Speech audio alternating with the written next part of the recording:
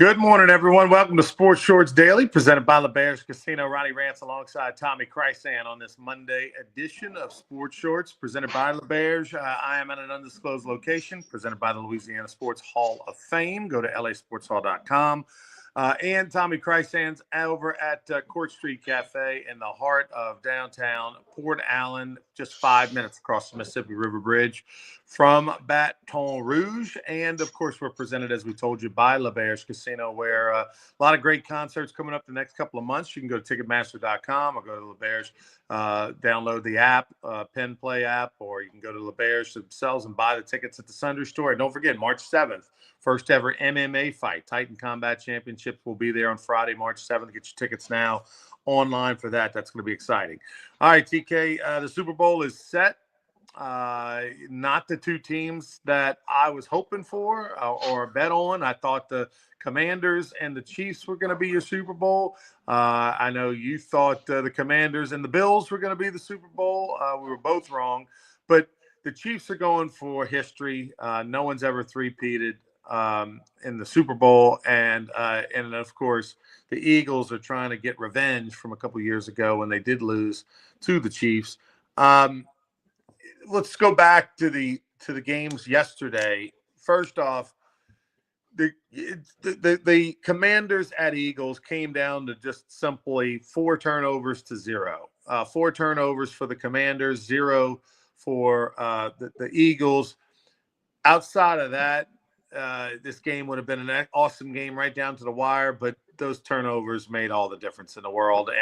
And Jaden Daniels was playing well for 3 quarters when he had the ball, but his teammates just couldn't hang on to it.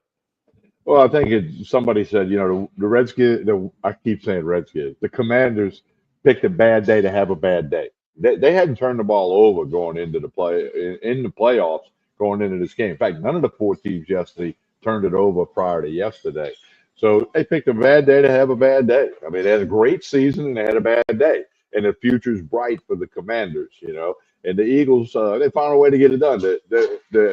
The thought about Jalen Hurts' knee hurting him was a little bit exaggerated. Oh, they shot him up one of the two because he moved really good, didn't have a brace on the knee. And, the Eagles, they're just a good, solid football team. I mean, they just got it done. They did to the Commanders what the Commanders did to the Lions a week ago. They just ambushed them, and that was it. And they won going away.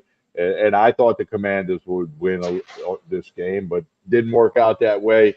But again, the future's bright for the Commanders. They don't feel that today, but they'll feel that as the year goes on. Yeah, this definitely reminds me of the Saints in 2006. Their run to the NFC Championship game where they lost at the Bears, and things kind of went awry for the Saints in that one. But the Saints were the surprise team of 2006. Nobody saw it coming off of the year before playing in Tiger Stadium and Katrina and Aaron Brooks and the coaching change and all the things that happened. And then for them to just all of a sudden, get the right quarterback and draft Reggie Bush and the rest is history. But so, yeah, that's what this feels like. The Commanders definitely feel like they missed an opportunity, but the Eagles have been a solid team. I mean, they're 14-3 for a reason. They overcame 2 centers being hurt. They played with a backup center who was hurt, and the Commanders weren't able to take advantage of that. Jaden Daniels was playing well. Now he did throw a pick late, when it was 3 scores down, and he took a shot in the end zone. And they had an interception, but. Yeah, this was the team that had been playing flawlessly, and as long as they got that dude and they build around that dude, Jaden Daniels, they will be a team in the East that will compete going forward. It is probably going to be a 2-horse race between the Eagles and the Commanders for a little while Dallas has a new coach, while the Giants try to figure out their organization and who's going to be the quarterback. It looks clearly like in the next couple of years, you're probably looking at Eagles Commanders, in that division. Well, On the other side, it's ironic. You could have Eagles Commanders battling it out in that division. Flip it over to MLB, it's going to be Phillies, and are going to be, trying to win their division. So, yeah, I think the future is bright for the Commanders. As far as the Chiefs go, I said this on our show. I said this on the radio. just do not ever pick or bet against Patrick Mahomes. Sure, you're going to go 10 for 10? No. But you're going to win a heck of a lot more than you're going to lose. He is like Tom Brady. They are the same DNA kind of guy. And what Andy Reid and Patrick Mahomes have built over there over the last 8 years is like Belichick and Brady. And they are doing things that we have not heard or seen of since Belichick and Brady. And here we are again. Bills, a lot of woulda, coulda, shoulda, had opportunities. Guy makes a catch. If this happens, that happens. What about the controversial 4th and 1 spot? All that stuff. Referees doesn't matter. Patrick Mahomes gets it done again. He's headed to the Super Bowl. He is that dude, and I am not going to bet against them in New Orleans when they take on the Philadelphia Eagles. Well, I learned my lesson, about the Bills. I did put a little bit on the over before the game started, so that softened the blow a little bit. But you're right. And I liked what Andy Reid said. They asked him after the game if he was motivated to go win 3 straight Super Bowls.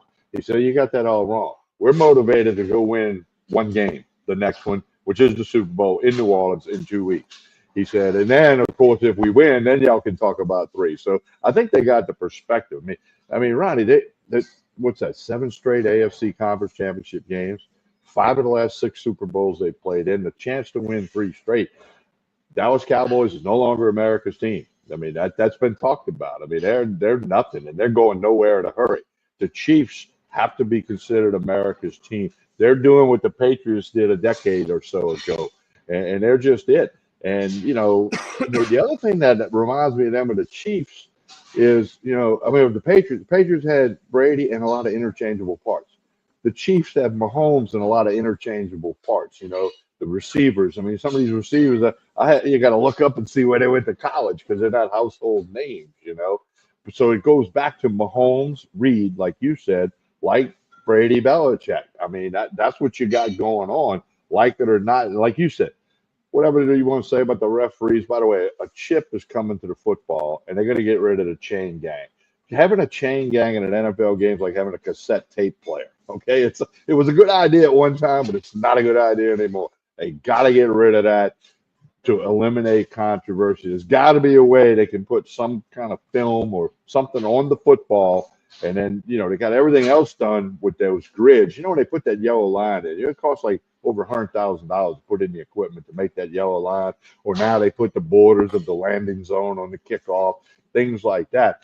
They got to figure out a way where they can tell whether that chip broke the line to gain, as they say, or broke the goal line in the case of trying to get a touchdown. They've got to figure out a way to do that. There's got to be a way. I'm not smart enough to know the way, but there's got to be a way, and the NFL should really move to that ASAP. Tommy, they make golf balls now that have a chip that have a tracker in them built into the ball. You can buy them online, so where you play on a golf course, you can find your golf balls. If they can do that with golf balls that are this big, they can do that obviously with a football. Yeah, I agree.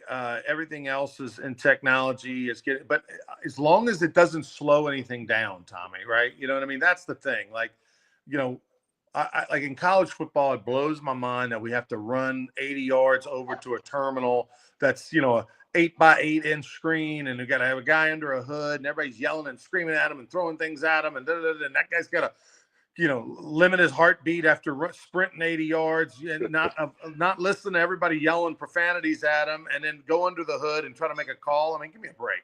Why isn't there 3 guys in a booth upstairs? They immediately look at it. 2 out of 3 rule one way. They call down. Nobody leaves the playing field. Like, there's just got to be more common sense and take advantage of all the technology that is out there, but also keep the game moving. We don't want it to go slower. We want it to go the same speed or faster. So, I'm all in favor of whatever technology gets it right, and especially the NFL. Hey, look, maybe you can't afford that for college football. Maybe you can't afford that for high school football, but you surely can afford whatever for NFL football. And as you mentioned earlier, the technology 25 years ago with the first down marker line, that was a whole separate truck production. The technology was space age when they came up with that thing 25 years ago for TV. And as everything has, technology gets cheaper when it comes to electronics, and now it's much more affordable. And now every broadcast has it. Whether you're watching a Division II game on ESPN2, as long as ESPN's producing it, they got it. So I definitely think that they can come up with that for the NFL or make it better, because I don't want to hear how the Chiefs stole it again. The referees gave it to the Chiefs instead of the Bills, or whatever the case may be. It's hard to be perfect when you got a mass scrum of humanity of 22 people piled up in a ball, and to try to run from 50 yards from the side or 25 yards from the side and try to get that spot perfect. I mean, it's just impossible. Ryan, Jack Salter, a legendary coach at Covenant High, who I learned a lot of football from. He told me one time he never ran a quarterback sneak on like 4th and inches or 3rd and inches. And this was with high school referees a long time ago. He said, because they can't tell where the ball went when you got all those bodies. Well, magnify that to the NFL when Josh Allen made that sneak yesterday. But you couldn't see where that ball was. If you had a magnetic chip and all of that technology, you could have said, yes, he reached the line again, or no, he didn't. But all that humanity in there now, what's happening, the coaches are telling, and Jones for KC did it yesterday. The coaches are saying, like, when they have that tush push or whatever you want to call it, that like Jones, the defensive end of the Chiefs, go stand directly on the line of scrimmage where the ref from behind you can't see, looking straight in. So, and they're doing that now. And sometimes it's obvious the quarterback makes the surge and he got it. But yesterday, there's people this morning thinking Josh Allen got that first down when you look at the replay, and that's subjective. And if you're a Bills fan, you think he got it. If you're a Chiefs fan, you think he didn't. But again, come on, NFL, you're a multi-billion-dollar operation. Come up with the technology and put it in play next year in the preseason, the 2 or 3 games you're going to have in the preseason. Put it in play there, let everybody get used to it, work it, and then have it, be a part of the game. Because, like you said, you've upgraded everything else. It was only, let's see, 40 years ago when they said, let's do replay. Let's have replay review. And Don Shula, the legendary coach, remember telling the NFL owners at a meeting, say, you better put this rule in because everybody who watches the game has replay at home. So we have to use that, and that was, way back then. So, come catch up with it, NFL. You don't need a chain gang. It's like having a cassette tape player on the sideline. The thing about the plus you get rid of 5 people on the sideline when there's already 700 people on the sideline. You can get rid of that whole chain crew. You don't need nobody standing in the way. The thing is, they may still do it anyway, just as a backup to the technology in case something goes wrong. They might. The old tush push thing, which by the way is what Philadelphia does. They do it to perfection usually. The whole thing with Josh Allen is they didn't do a tush push. They just let him with his big body go forward. I don't understand why you don't have, just like Philadelphia does, 2 massive, strong bench press dudes right behind the quarterback a foot away. And when the ball snapped, they're all just pushing Jalen Hurts in the pile forward. Like the Bills didn't do that, and he didn't get the first down. It's just silly. Well, and then as Tony Romo said, Allen always goes off the left guard. And he did it 4 times off the left guard. Like, somebody change that up one time, whatever. I don't know. It's easy to coach from the bleachers, easy to coach from the reclining chair.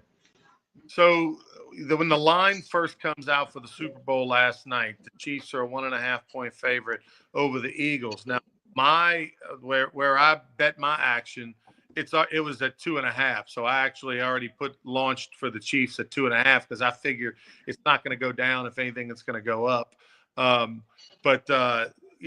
We've seen anywhere from 1.5 to 2.5 the line for the Chiefs. Are you going to finally learn your lesson and bet the Chiefs? Or you're still going to go with the Eagles? I'm going to bet the Chiefs. Okay. And I'm my early thought is I'm liking over 49.5. Obviously, perfect weather conditions in the Superdome. And Saquon Barkley. I mean, how good is this guy? The Chiefs, it's all about Mahomes. And then it's about Hurts and Barkley. And if the receivers for the Eagles were with the Chiefs, that could be kind of dangerous, but they're not, and we get that. And Kelsey is kind of not what he was a couple of years ago for the Chiefs, but yeah. Now I've learned my lesson. You called me and Hunter McCann dumb for betting against Mahomes on our Team Sports Shorts text thread last night, and I said, "Yep, very dumb. I'm trying to learn my lesson." So we'll see. No, I'm going to bet the Chiefs. Haven't bet it yet. My thing, ESPN bet, which of course is at LeBear's, is showing 2. So, and that's going to change a little bit. I mean, we got 2 weeks before the game. Um, like the tickets are crazy. I've seen 8,000 all the way up to 30 something thousand. It's crazy for this game. If you're, even though the Chiefs fans are spoiled, this is a chance at history. This is a chance at, like you said, you don't have to worry about weather because of the dome, and you got a chance at watching your team win 3 Super Bowls in a row, which has never been done. And then the Eagles fans, they traveled great earlier this year to New Orleans. Remember, the Saints were 2-0, taking on the Eagles at home, had the lead under 2 minutes to go in that game when they ran a tight end drag. 2 receivers, defenders ran into each other, and the Eagles had like a 60, 70-yard pass play to a tight end underneath. And then they scored like on the next play or so, and the Saints ended up losing that game. But so the Eagles traveled very well for that game back in September. I'm sure they're going to travel well. I've already had some Eagles fans reach out to me, some friends of mine from Philly. Well, and they're going to have the Super Bowl fan day things will be downtown at the convention center at the Ernest Memorial Committee. My grandsons have tickets to that already. Also, it's fully expected that Taylor Swift will arrive in New Orleans. And I got inside info. There's a chance Donald Trump is going to be there as well. So it's going to be a heck of a. It's going to be bigger than Mardi Gras. That Wednesday to Monday after the Super Bowl, with Super Bowl being a Sunday evening kickoff right after 5:30 as normal. It's going to be a wild and crazy city, and I think there's going to be a lot of security down there too, especially with the tragic happenings on New Year's Eve, etc. I think it's going to be beefed up security, especially if President Trump decides to show up. When you go to when you're around the dome, like I was yesterday, they already are building these big tents. And I'm talking about hardcore structure tents with flooring and everything like that, a couple blocks away from the dome, in the direction, I guess, away from downtown on Poydras, on the other side of the Claiborne overpass. Wherever there's some open lots down on the left, there's a couple giant, I'm talking about, 20,000 square foot kind of deals. And I think they're probably going to be, there might even be like some merch stores over there. They're obviously going to be some tailgate events and stuff prior to the game, walking distance from the dome, some corporate events and things like that. So it's pretty incredible what they're doing around the dome. And it's going to be an awesome week. I do like the over, Tommy, in the sense that, look, both games yesterday went way over. And the line, this over under 49.5, you probably should jump on it now, because I think it's one of those lines that could go higher with the O. I don't think it's going to go lower. And the thing that's interesting about this game is the Chiefs have kind of had that bend not break defense. They always, if Mahomes got the ball late in the fourth quarter, he's going to find a way to get the points needed to win. That's sort of their formula. Well, they have nobody's, Saquon Barkley's having a year for the record books. That offensive line for the Eagles is going to get 2 weeks to heal up. They're having a record. So not only do you have to guard against the wheels of Jalen Hurts and the passing and all that, you have to guard against the best running back in the NFL. And, that's going to give this Chiefs defense something, that they haven't seen all year. And so it's an opportunity for, I think that the Eagles are going to be able to move the football in this Chiefs defense. And that's going to mean that Mahomes is going to have to ratchet up the offense. And I like a 32-28 kind of game or something like that, 31-28 or, 28-24. All those are over 49.5. And so that's my early takeaway. I already took the over a little bit and took the Chiefs a little bit more. And I think I'm just going to sit right there and enjoy the Super Bowl and pull for the Chiefs and Taylor Swift. Tell me about LSU men's and women's basketball, big weekend.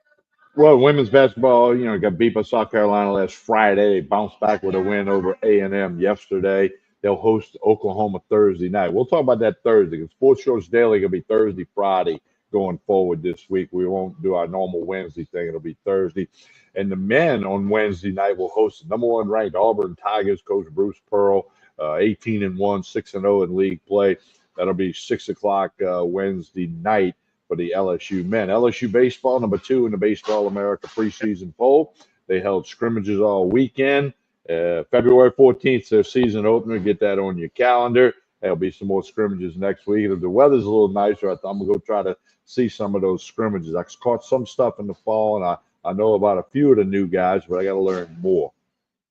Yeah, I will be talking to Coach Johnson tomorrow, so I'll get you a little update on Thursday when we on Sports Shorts Daily, get you some players to watch, a little preview of what's going on the first couple of weeks of spring practice. I just tell you, this catcher Hernandez is the real deal.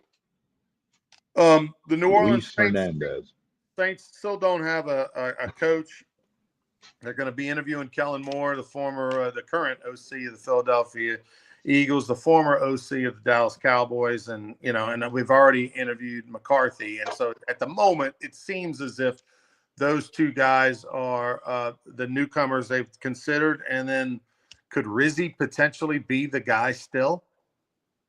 I hope not. Now, Ronnie, here's something that doesn't go unnoticed to me. Okay, Joe Brady, who's at LSU in 2019, offensive coordinator of Bills, pulled his name out of consideration. Now, the way it used to work was, let's say I was interviewing Ronnie Rance and Casey McKenzie to be the Rougarou coach, and I decided to go with Ronnie Rance. I would call Casey, hey, Casey, pull your name out because I'm going to name Rance the coach, and it'll look a little better like you pulled your name out because you wanted to stay where you were than that you do that more so than you didn't get the job. Well, Brady pulls his name out. I kind of thought, okay, half a day or a day later, we're going to get a new coach name because they would have called Brady to say, hey, get your name out of there. It's not going to be you. I think that's a big commentary on the fact that who wants to work for Mickey Loomis, who wants to come to the Saints with their salary cap issues, this, that, and the other. And then I get on the other side of that coin and say there's only 32 NFL head coaching jobs. There's a lot of people that would give a lot to have one of those jobs, no matter how dire the situation might be.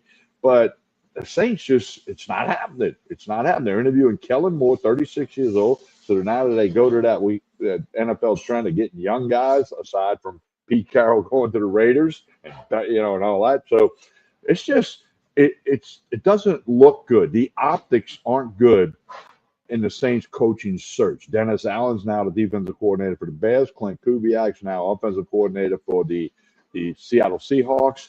And the Saints don't have a coach. It's got to get done this week. I think they got to come up with something because once you get to the Super Bowl, they don't want announcements like that coming out. They want all the focus to be Chiefs, Eagles, Super Bowl in New Orleans. So I hope the Saints figure out a way to have a coach. And, by the time we do Sports Shorts Daily Thursday morning, I hope they have a head coach named, whoever that may be, and I hope it's not Rizzi. With all due respect to Rizzi, I don't think that's the splash the fans want to hear.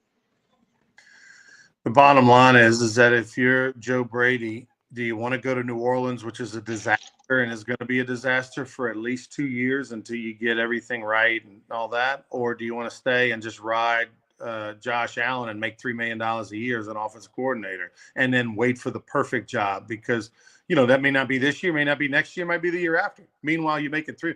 You're not going to have a bad year with Josh Allen at quarterback. Yeah, there's not going to be a scenario where Joe Brady next year the Bills go 7-11. It's not going to happen. They're always going to be above 500 in the playoffs. Probably win a division. It's a terrible division. I mean, so the reality is that just stay put, make $3 million a year. You're behind a potential future Hall of Fame quarterback.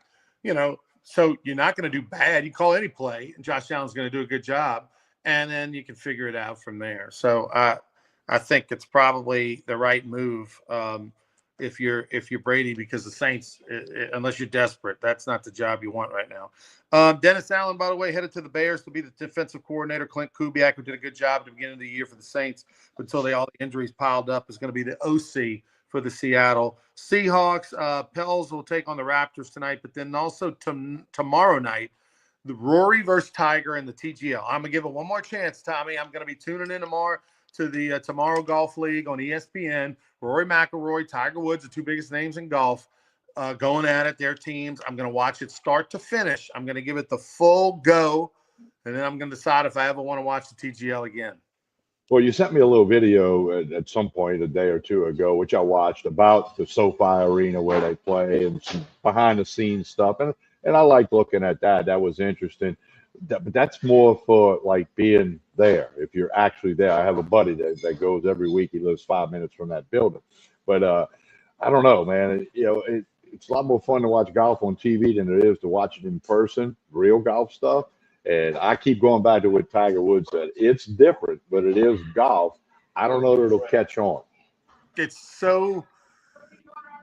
literally, they make the analogy that it's golden tee just, times 100 as far as the size. It's like being in the machine. Golden tee video game that you see at sports bars all across America for the last 30 years. And I wouldn't want to have a video camera at Ivar Sports Bar and Grill in Baton Rouge right over a golden tee machine with two guys drinking a beer playing golf. And that's kind of what we're watching. Yeah, they're the greatest golfers in the world, but it's also still so fake and so computerized and so it's weird. And to think that, but I mean, look, they're trying to bring a younger audience to the crowd, right? They're not gearing this probably towards you and I in the 50s and 60s. They're gearing this towards the 20-somethings and the 30-somethings that grew up playing video games and love video games and all that, and seeing if it can move the meter for them and maybe bring them into golf. We'll see. So far, mixed bag reviews. I'm going to give it one full try, 2 hours tomorrow night, watching the TGO golf, Rory and Tiger. Tell us about Court Street as we get out of here, Tommy. Breakfast, lunch, dinner, 7 days a week. Jason and the staff do a super job.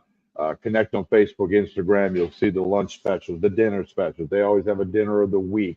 They have nightly specials, drink specials in the full-service bar, which is right behind me. A couple of minutes over the Mississippi River Bridge, downtown Baton Rouge. You can get to Court Street Cafe for lunch a lot quicker than you can get some places elsewhere in Baton Rouge. So 805 Court Street in Port Allen, very easy to get to, plenty of parking. Weather's supposed to warm up this week. They got a nice patio out front. Court Street Cafe in Port Allen. We've been coming over here for a lot of years, and I enjoy it when I come over here. And you got to stop by, get some breakfast, lunch, dinner, get a cup of coffee, get a beer on the way home. It's all at Court Street Cafe in Port Allen. Thursday morning, we'll be back. We're taking Wednesday off. Tommy's got some stuff. We'll be back Thursday, Friday for Sports Shorts Daily. On Thursday or Friday, I think we'll let you know. But we're gonna have a special guest. Joel Davis is going to join us later this week with a giant announcement. It'll be official either Thursday or Friday that he is going to be throwing his hat into politics. We'll have him tell you all about it, and Tommy will post that. So don't want to miss that. Just so you'll know, I had a 30-minute phone conversation with Joel last night. Yeah, we'll see. I guess it was Saturday night. Saturday night, I had a 30-minute conversation with Joel about a lot of things. I'm looking forward to him coming on Sports Shorts Daily. We always have him on the radio, Sports Shorts Radio, every Saturday morning. And like you, I'm proud of him and happy for him and excited about what you're going to learn, if you don't already know, on Sports Shorts Daily later this week. All right, for Tommy Christ and I'm Ronnie Rance. Thanks. Have a great one, everybody. Please like and share this video. We'll see you on Thursday.